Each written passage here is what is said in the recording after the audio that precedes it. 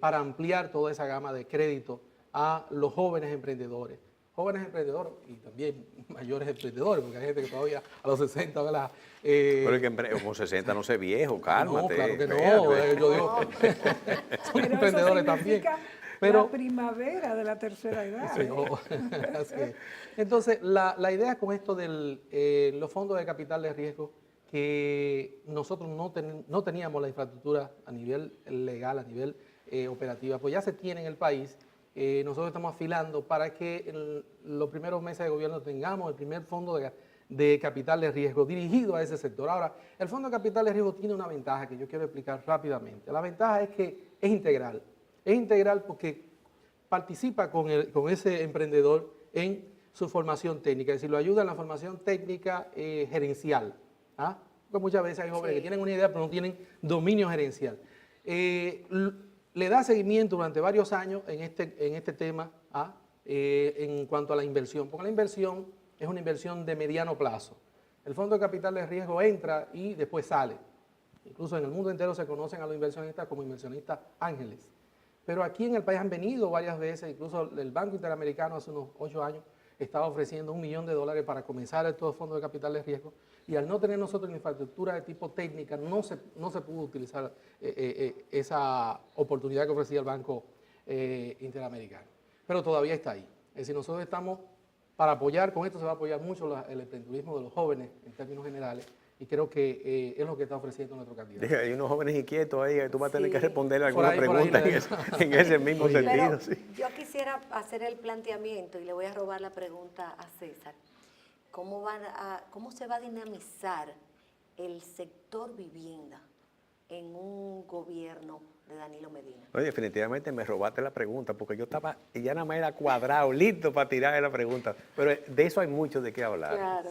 Y vendrán otras, ¿no? Yo creo que es un tema vital e importante para nuestro país. Nosotros tenemos un déficit que medido recientemente anda por 1.100.000 unidades de vivienda en términos generales. El plan de gobierno nuestro pues va a atacar dos frentes. Un frente que es lo que es la remodelación, lo que es la adecuación de vivienda en las zonas rurales, etcétera, que eso se va a hacer vía presupuesto. Ya creo que las áreas sociales por aquí habrán tocado el tema, lo van a tocar. Pero en la parte que tiene que ver con viviendas nuevas, se ha planteado pues 100.000 viviendas. Nosotros pensamos que ese es un monto, una cantidad desde el Estado. Pero con hay una estrategia que tenemos montada que va a triplicar ese monto, esa cantidad de vivienda desde el sector privado. Pero tú dices 100.000 y todavía, y eso no es muy grande, no son muchas viviendas. Son muchas viviendas, pero el esquema que se plantea no es un esquema nuevo, porque nosotros aquí ya a veces llegamos tarde a la fiesta, ¿verdad? En cuanto a estos temas, Pero ¿verdad? esas 100.000 viviendas exclusivamente para entre pobre y clase media. Estas viviendas que se plantean son viviendas de interés social. Ya. Viviendas de interés social que van desde, vamos a poner un monto, 500 hasta 2.300.000 más o menos, que es la... Eso es importante decirlo para que nuestros amigos televidentes tengan claro que estamos hablando de viviendas para el sector menos favorecido en la sociedad, ¿no? Y que además sería un periodo dentro de los 4 años de gobierno de Danilo Medina. También dentro de todo este paquete, porque es un paquete completo, muy articulado, estamos hablando estamos hablando también de, fíjense un dato interesante, en los barrios nuestros hay mucha gente que vive en cuartería, que vive en casa, que paga 4 hasta 6 o 7.000 pesos. Pero esa familia no tienen la capacidad para dar el inicial. Tampoco tienen el crédito bancario porque no han sido formalizados nunca. Entonces, ¿cómo pueden entrar? ¿Cómo pueden ellos accesar a esa vivienda? ¿Verdad? Una vivienda de 800.000, de 1 millón, el monto que ellos apliquen. ¿Cómo podrían hacerlo? Bajo la ley 189.11, que es la ley del mercado hipotecario y fideicomiso que se aprobó el año pasado y que estamos en la recta final de los reglamentos que deben salir de esta ley, pues hay todo un paquete ahí relativo a aporte que hace el Estado, primero para el inicial de esa vivienda y segundo, otro elemento que nosotros estamos agregando es crear el fondo de garantía también que va para ello, un fondo de garantía especial focalizado para que esos adquirientes de esa vivienda puedan bancarizarse puedan acceder al crédito bancario, porque no lo tienen, porque no han sido bancarizados, pero si ponemos el crédito, la banca lo va a ver, porque el problema de la banca es que no le puede dar crédito a alguien que no tiene referencia crediticia. Entonces, se va a crear ese fondo en garantía que va a beneficiarlo también. Me lo complicaste. Me lo complique. Me lo complicaste. Yo quiero saber lo que le interesa a una persona que no tiene casa, ¿verdad? Y que no tiene, como dice, bancarización. Él no tiene crédito en el banco porque ese tipo no lo conoce nadie. ¿Es que hay alguna fórmula con que el Estado va a hacer algún aporte para que el inicial de esa vivienda lo pueda tener? Así es. Mira, en la ley 189.11, la que se acaba de aprobar, y establece que el ITEVI, los impuestos que se pagan en la construcción, van a formar parte del inicial de esa persona que aplique. ¿Ah? En adición a eso, si ese aporte, en adición a eso de ese aporte, el Estado pues va con un fondo de garantía a garantizar que esa persona sea sujeta de crédito, ¿sí? Y que pueda entrar. Pon tú que el avance sean 300,000 pesos. Oye, 300,000 pesos para una persona que no tiene recursos es mucho cuarto. Entonces, ¿cómo lo va a hacer? Pon tú que él reuniera 75,000 como mucho. Nosotros estamos hablando que recientemente hubo una empresa inmobiliaria que presentó vivienda o apartamento de 500,000 pesos. Vamos a subirlo un poquito más, vamos a ponerlo en 800, ¿verdad? 800,000 pesos. Si el inicial de 800,000 pesos debe ser el 20%, vamos a poner el término bancario, ¿verdad? 160,000. 160. Pongamos que son 90,000 pesos los impuestos. ¿Ya cuánto faltan? 70. 70 solamente le quedaría. Puede conseguir un pequeño vendedero, conseguir 70,000 pesos o ponerse en un plan de ahorro a conseguir 70,000 pesos, sí puede. ¿Verdad? Puede él pagar bajo esas condiciones de 500,000 pesos que queden del crédito, pagar 5 o 6 mil pesos mensuales. Es que lo está pagando. Lo está pagando en la cuartería, lo está pagando allí en la casa. Y ese dinero jamás lo ve. Así es. Y es su casa propia. ¿Ah? Elemento importante. Entonces, ahí hay una combinación Estado, sector privado. ¿Sí? ¿Por qué? Porque el sector privado, ¿qué va a hacer esto? Cuando tú amplías esa base de demanda, hay una demanda, entonces va a haber una oferta. ¿Cuál es la oferta? Los sectores de construcción van a crear suficientes unidades porque ven que hay la demanda y el sector financiero va a poder financiar.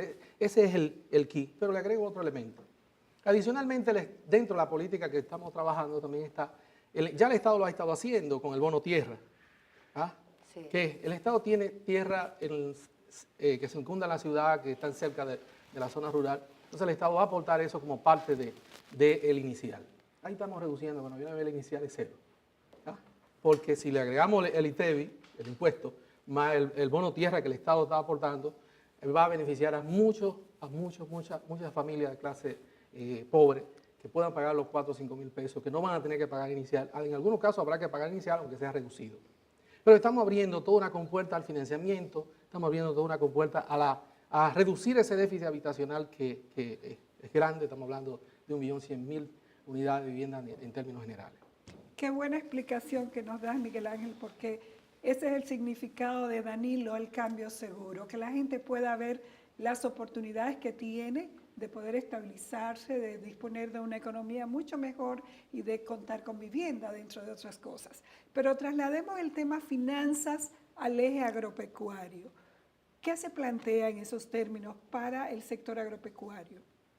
Bueno, el sector agropecuario, como se ha planteado, que es un eje de la política económica en términos general que está planteando el candidato, es decir, combinación sector agropecuario, sector turismo, sector exportador, ¿verdad? Si nosotros abrimos la compuerta del financiamiento a los sectores de importación, creando ese fideicomiso o fondo en garantía, estamos ahí metiendo en el área agropecuaria. ¿Ah? Y la idea también es generar un fondo de garantía, ya lo planteaba 1.000 millones, ¿verdad? Para ese sector, es utilizando esta figura del fondo en garantía, de manera que se puedan garantizar los créditos. Ahí se está trabajando de manera conjunta, no solamente el tema del financiamiento, sino también el tema de la comercialización, que es tan importante como el financiamiento. Porque si tenemos financiamiento, pero no tenemos dónde colocar los productos agropecuarios, pues no estamos haciendo muchas cosas.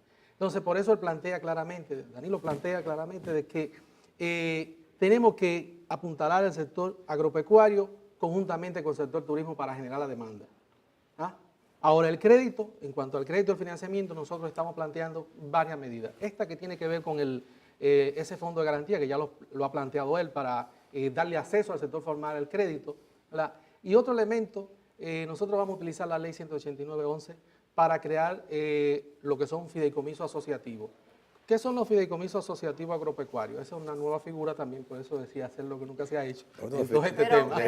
Pero vamos a que no la desmenuce y que se le explique a los televidentes de manera que ellos entiendan que ese es ese nuevo modelo. Pero más que nada, que no es una frase, y no es una frase de campaña, sino es un asunto filosofal, es un asunto de un convencimiento, es una razón de ser y algo que se va a hacer, que tú le estás dando, tú estás aterrizando esa frase con acciones y planes concretos, que eso es para realizarlo, eso es para allá. Así es. El del asociativo, nosotros lo que le estamos dando un marco, aprovechando la ley que le da un blindaje jurídico a la creación de esta figura para que los agricultores en el campo puedan asociarse y por medio de la figura del fideicomiso poder recibir el crédito o ser, ¿cómo se dice? Los técnicos dicen sujetos de crédito. Sujetos de crédito. Pero los que no somos técnicos decimos para que me puedan prestar. Para que le puedan prestar. Es decir, crear la figura para que le puedan prestar. Yo estaba buscando la palabra técnica en el medio. Para que le puedan prestar. Creando esta figura nosotros le damos, ¿qué chance le damos a todo el sector productivo a nivel del campo? Primero, que bajo esa figura puedan conseguir financiamiento. Segundo, que puedan recibir apoyo técnico. Tercero, que puedan conseguir los insumos más baratos, es decir, que puedan conseguir también equipos, maquinaria, porque esta figura como tal lo que hace es que reúna todo, es como si fuera una especie de cooperativa, pero no lo es, porque se convierte en sujeto de crédito.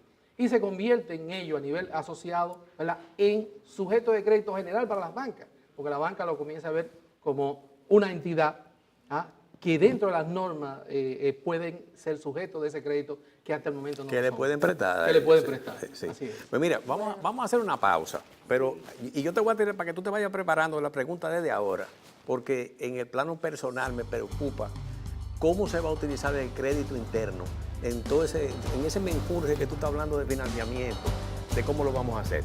Regresamos en un instante.